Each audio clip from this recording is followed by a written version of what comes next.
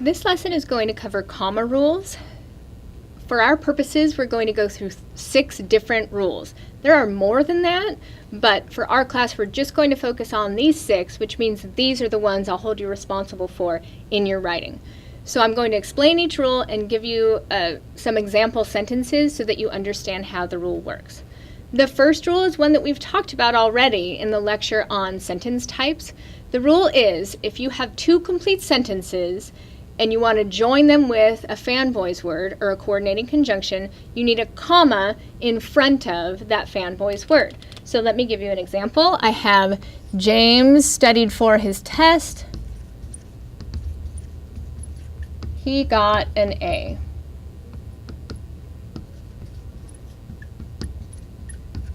If I want to join those with a fan voice word, like Anne, then I would put the comma in front of the fan voice word or the coordinating conjunction.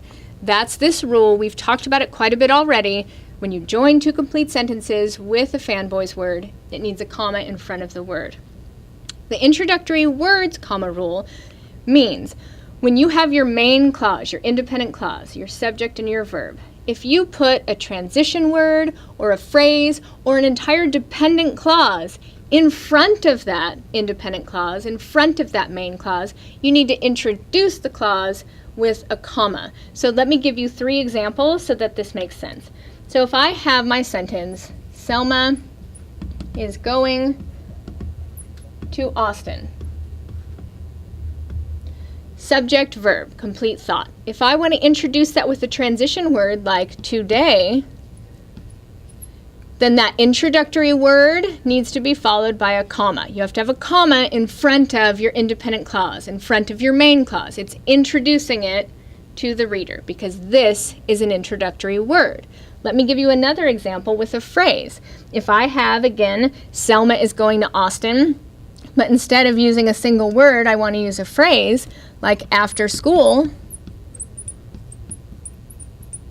I still follow those introductory words with that comma because it's introducing my independent clause, my main clause. Let me give you one final example of this. Instead of using one word or a phrase, I can introduce that with an entire dependent clause, like for example, after she finishes school. This is a dependent clause because it has the subject and the verb and the subordinating conjunction.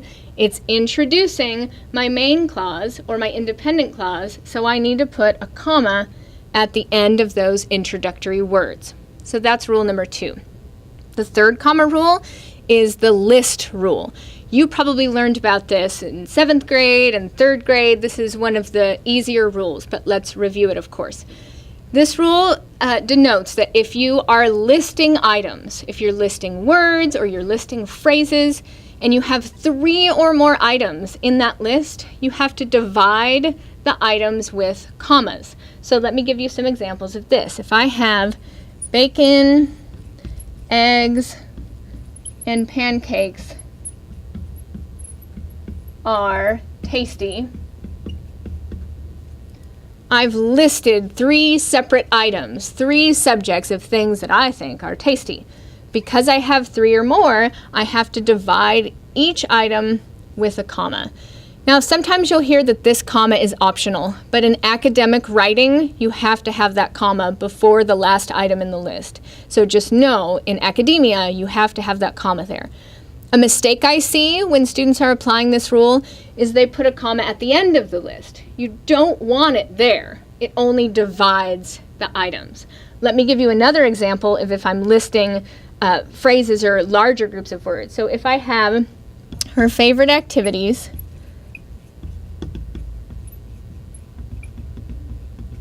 are running, watching movies, and going to dinner.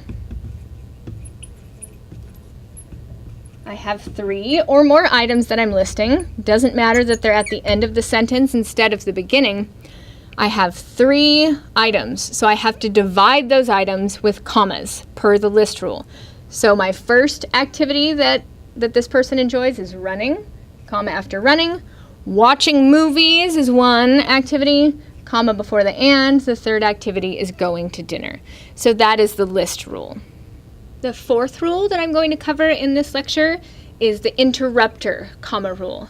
So this rule is that if you have your independent clause, your main clause, and you interrupt that flow of ideas or that sentence with a transition word or some sort of additional thought, but it interrupts the main clause, you have to offset that interrupter with commas. You have to surround it with commas. So let me give you an example that will hopefully make this more clear. If I have, we will call you when he arrives. But you want to interrupt that with some sort of transition word like however. Because however isn't necessary for the elements of the complete sentence, my subject and verb, because it could be removed from the sentence, then you have to surround it with commas. And that sort of means you could take it out of the sentence. It's interrupting it. So if I said, he'll be here late at night, period. We will, however, call you when he arrives. Because I'm interrupting that independent clause, I surround the interrupting word or phrase with commas. Let me give you another example. If I have, I am hoping, on the other hand,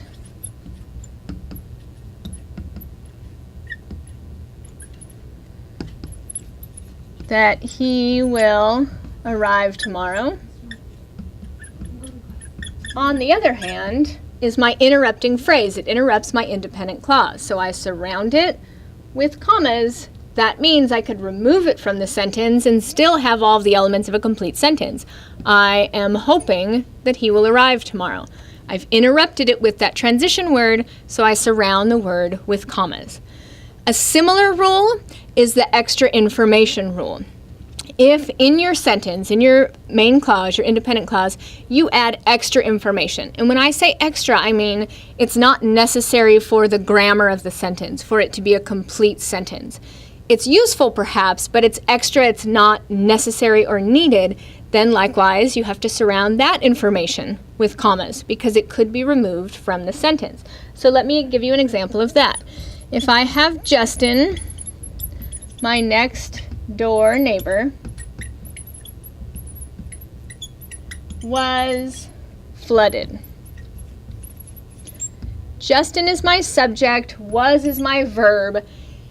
Telling you he was my next door neighbor is useful because then you know who he is, but it's not necessary for the grammar of the sentence for it to be a complete sentence.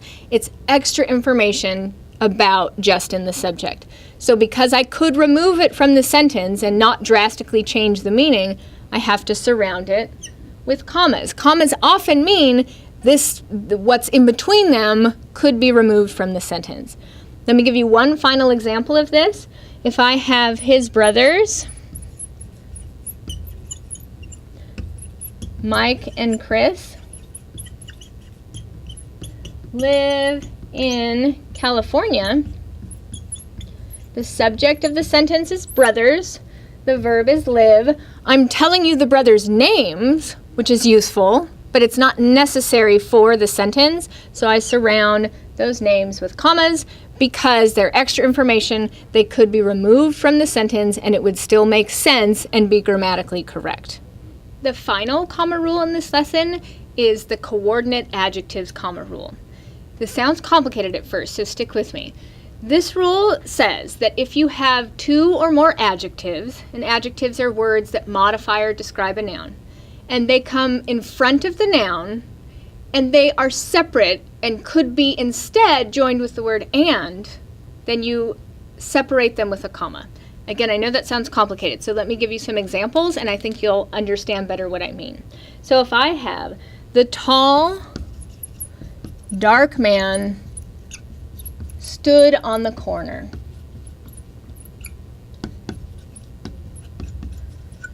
My noun is man.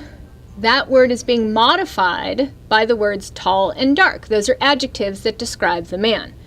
These are separate words. I could have instead said the tall and dark man stood on the corner. He's both of those things. Because they are separate, but they're both modifying the same noun, I have to divide them with a comma, because I could say the tall and dark man stood on the corner. They're coordinate. They work together to modify the noun, but they're really separate. Let me give you some more examples. The friendly, helpful clerk showed me around the store.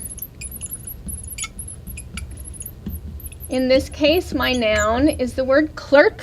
It is being modified by the words friendly and helpful. Those two words are describing the noun. They're modifying that because I could say the friendly and helpful clerk. The clerk is both of those things, friendly and helpful. Because they're two separate words modifying the same noun, I separate them with a comma, per the coordinate adjectives rule.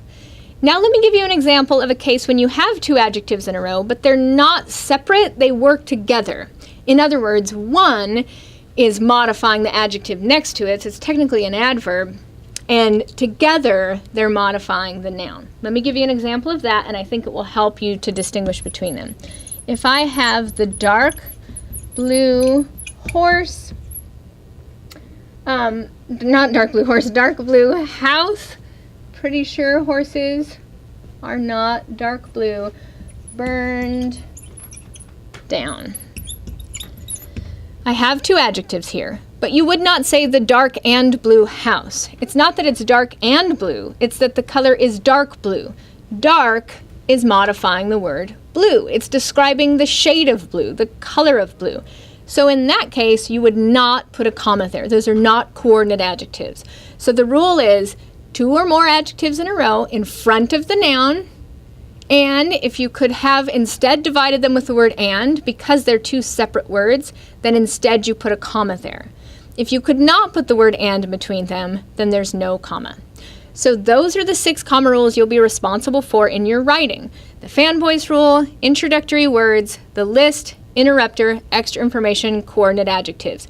When you have composed a work, when you've written an essay and you're editing, you've got to go back and specifically edit for these comma rules, because commas many times are the most often misused punctuation mark in written English.